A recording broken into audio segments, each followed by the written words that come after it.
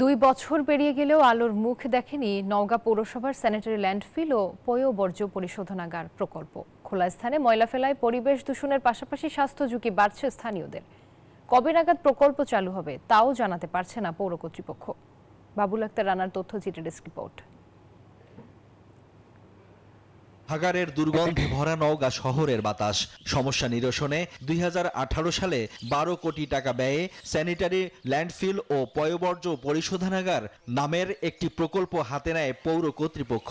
প্রকল্পের কাজ শেষ হয় 2022 সালে। 2 বছর পেরিয়ে গেলেও প্রকল্পটি চালু করতে পারেনি কর্তৃপক্ষ। এদিকে বাসাবাড়ির ময়লা আবর্জনা ফেলা হচ্ছে ল্যান্ডফিলের পাশে উন্মুক্ত স্থানেই।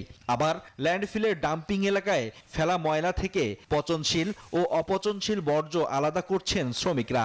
অনেক ধরনের দুর্গন্ধ, আমাদের যা অনেক কষ্ট হয়। এখানে কলেজ আছে, আরো অন্য ইয়া আছে, আমরা যেতেই পারি না। এত দুর্গন্ধ আমাদের নিজেদের দিতে আসতে ইচ্ছা হয় না, কারণ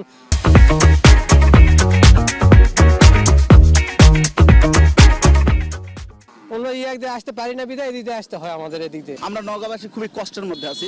বিশ্রী গন্ধে অতিষ্ঠ এই পথে চলাচলকারী ও স্থানীয়রা। দূষিত পরিবেশে বাড়ছে স্বাস্থ্য ঝুঁকি।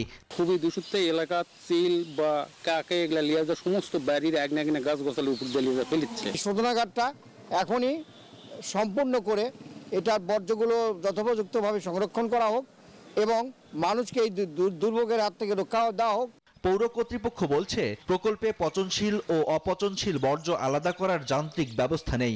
সমস্যা সমাধানে নতুন প্রকল্প সংশ্লিষ্ট মন্ত্রণালয়ে পাঠানো হয়েছে। ওয়েস্ট ম্যানেজমেন্ট প্রজেক্টের আওতায় আমাদের নওগাঁ পৌরসভা অন্তর্ভুক্ত আছে। তো এই প্রজেক্টটা যদি আমাদের অনুমোদন হয়ে আসে, হ্যাঁ, মন্ত্রণালয় থেকে অনুমোদন হয়ে আসে, তাহলে আমরা একটা দ্রুত আর কি এই জিনিসটা আমরা লক্ষ্যে পৌঁছতে পারবো মনে করে আমি মনে করি। প্রকল্পটি দ্রুত চালু করার দাবি শহরবাসীর। Desk report, news 24।